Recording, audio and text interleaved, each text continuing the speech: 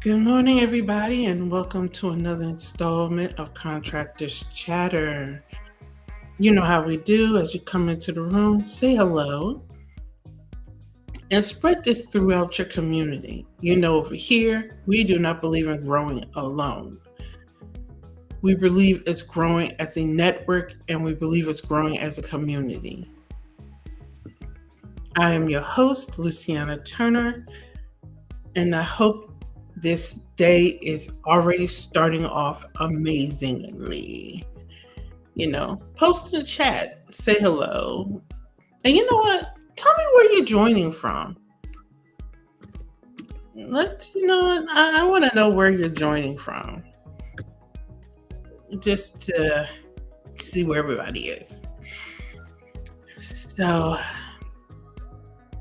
let's get rid of that. And let's get this party started, shall we? So, excuse me. This morning, I want to talk a little on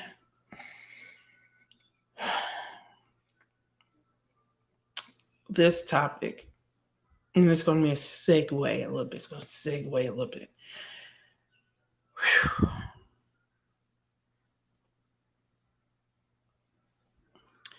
Every no is one step closer to your yes. Every proposal denial is one step closer to your contract win.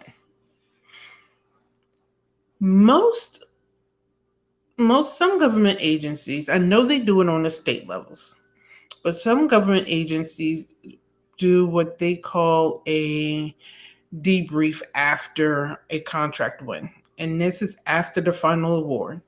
And this is where they tell the companies or the businesses they did not award the contract to not exactly, the reasons why they didn't win the award.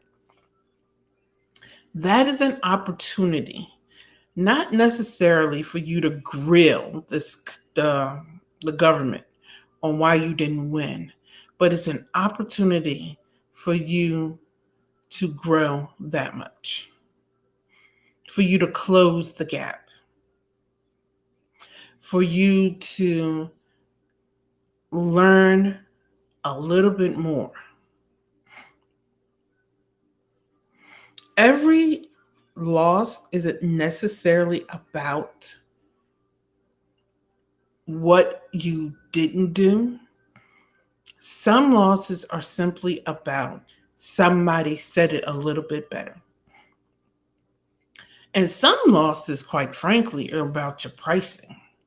You're not priced for your customer. Now, that'll teach all by itself. Instead of trying to act like your customer is at a bargain basement, you should price appropriately. Your price is your price, period, in the discussion. And most government proposals are actually lost in pricing. If your price is too low, the government knows there is no way in the world you can sustain your business. And that increases the risk for the government, because what they're saying is, if you're priced so low, you cannot sustain your company. And if your company is not sustainable, there's an increased risk that you'll go out of business and they're going to have to re-award the contract. Good morning. And Facebook is Facebooking again, and you're coming up as Facebook user. Sometimes it picks up the username, sometimes it doesn't. So you have to give it permission to give your name, and sometimes it does it automatically, sometimes it doesn't. I don't know what in the world is going on with Facebook this morning. But back to my point.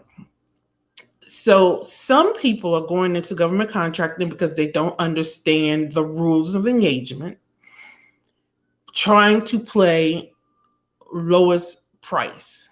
And what you should be doing is pricing your price. Some of you are not winning because you're not priced for your customer.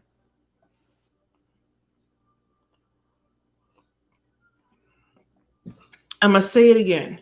Some of you are not winning because you're not priced for your customer. If it costs you $2,000 to perform, it costs you $2,000 to perform. Bidding $1,500 isn't going to make you the best offer. It puts you at risk. Good morning, Vaughn.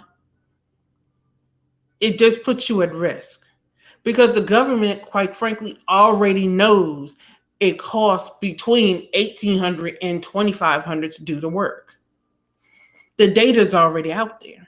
So if it costs you $2,000 to perform and you're bidding $1,500 because you think if I underbid, I'm going to get the award because I'm the cheapest,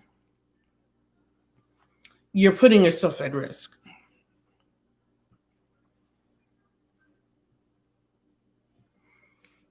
Well, Luciana, there's this thing called lowest price technically acceptable. You skipped over the technically acceptable because they actually don't look at the price first.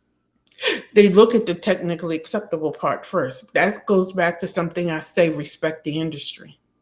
Learn the rules of engagement.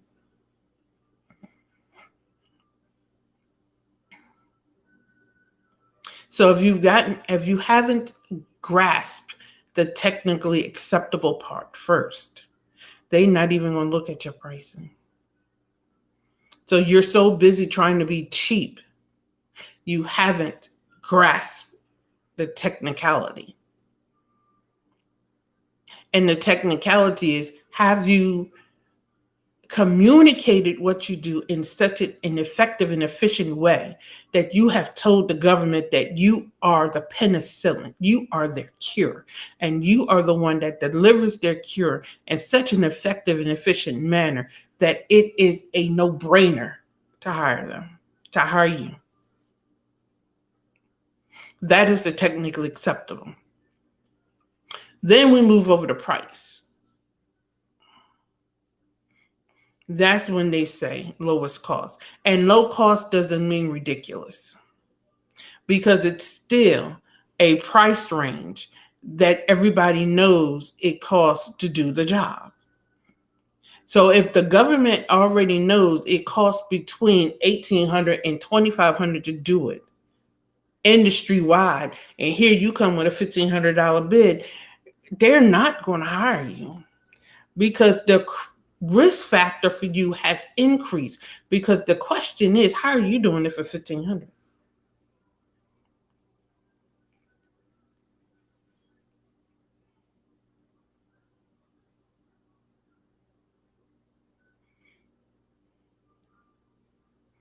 And unless you have something really good going on in your pricing proposal that justifies that $1,500, which I doubt it, because if the industry hasn't figured out $1,500, there's no way you have. And I have a smaller shop, which means your overhead rate is larger, which means there's no way in the world you have a $1,500 rate. Typically, the smaller your shop, the larger your rate because your base can't absorb the costs.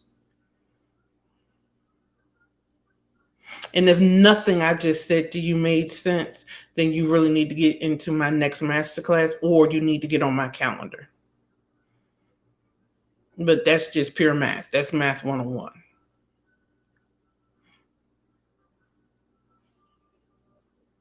That's them pesky fractions you thought you would never have to use again. That you got out of middle school. But anyway, so attending those debriefs will help you get closer to your next contract win. So don't take no's personally.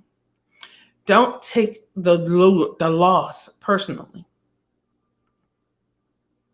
I'll never forget when I got my company started. There was a contract. I mean, my team and I, we just knew we won. And when that loss came through, I mean, the girl that was working with me, she cried because we knew we had that thing. Now I wanted on the recompete, but on that initial one, man, we knew we had that. We put our blood, sweat, and tears in that thing. But you know what I did? I tended to debrief. I wanted to hear what they had to say about this. And I listened to what the contracting officer had to say about the incumbent. And then I listened to what every company that went through that program before us had to say about the incumbent. So I served at excellence when I did work on that contract.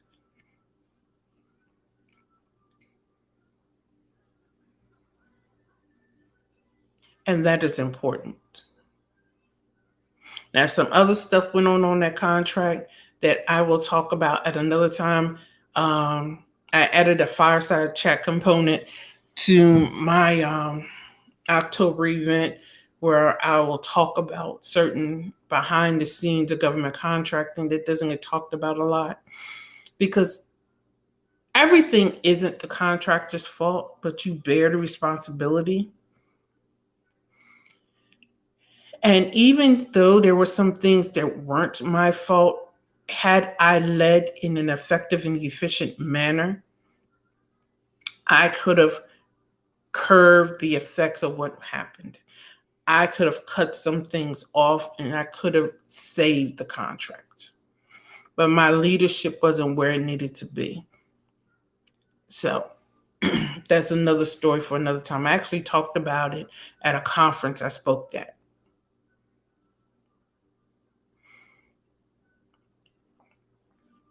But yes, so every no, I always say it like this: in government contracting, your answers are yes and not yet.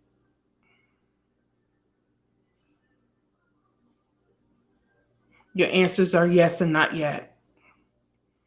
So when you get that answer back, if it's not yes, it's not yet.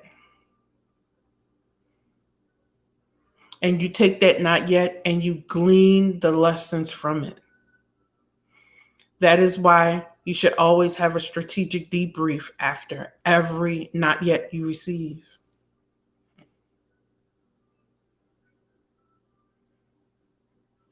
It's just as simple as that. Because that not yet gets you one step closer to your yes.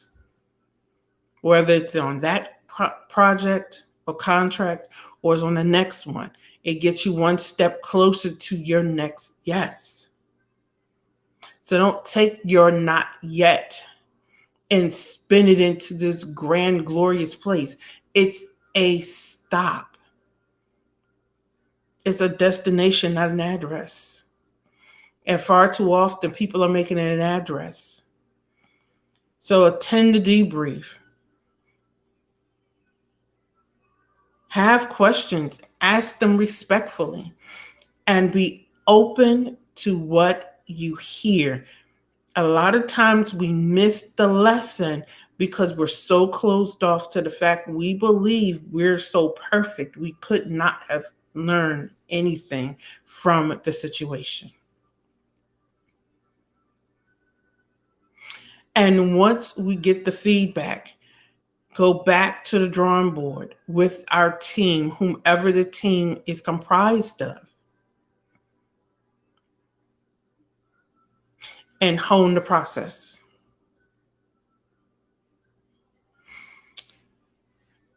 And then I'm going to go here.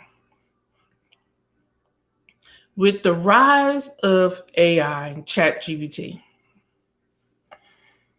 I want to once again caution my audience about thinking you're going to just do a whole bunch of prompts and spit out proposals. Don't do it. I'm going to share the article within my private Facebook group, but an attorney actually tried that mess in court and the judge roasted him. ChatGPT is a tool. It is not to be used in place of, it's to be used as simply as that, a tool to provide a template. I think people are getting lazy when it comes to their writing. And when you're going after contracts, proposal writing is not the time to be lazy. Grant writing is not the time to be lazy, because if everybody's chat GBTing it, it's the ultimate copy and pasting. And it will show up. Congress just created a bipartisan commission to create rules around this. And they don't ever act this fast. But people have already started getting a little bit out of hand with this. Because why? One, ChatGPT will plagiarize copyrighted material. Two, ChatGPT will pull stuff that doesn't even make sense and incorporate it into your documents. Three, why do you want to be a carbon copy of anybody else? The whole point is for you to be you. All that stuff is supposed to do is help you form an outline. It's not supposed to replace. It's supposed to help in advance. However, because people are peopling, I know I've been making up words for the last few days. Just walk with me. Because people are peopling, they're trying to do things it was never designed to do. And quite frankly, technology is flawed. Even the creator of it said it was flawed. I read an article by the person who created it, who said they didn't even want to release it when it got released because there were flaws in it. So be mindful if you're using it. One. Two, be mindful if you're using it and you're not double checking it. And don't use it to generate your whole proposal. Just flat out. Because if you're doing it, somebody else is doing it. And proposal writers, proposal reviewers, I've seen TikToks and all kinds of stuff where people are trying to use it to turn in term papers. Don't you think people have already thought about this? And they're already preparing for it because they know people are people. And there's always somebody who's going to try to get ahead and try to get over. And if standing in integrity and leadership, if you don't have enough confidence in your ability to individually write your proposal, to stand on your own work, then how are you going to perform on that contract?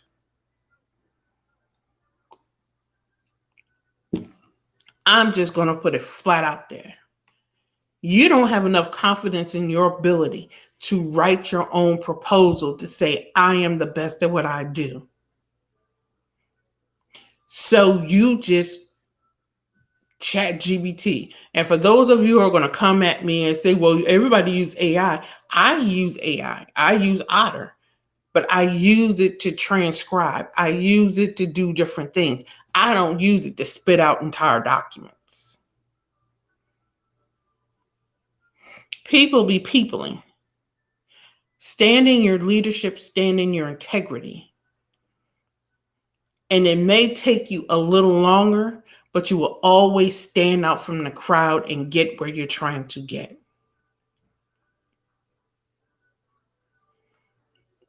You know what?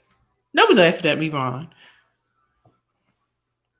So just to wrap up, in government contracting, your answers are always yes and not yes. Attend the strategic debriefs when they're offered to you. So because that is where the government will tell you where you fell short in your proposal.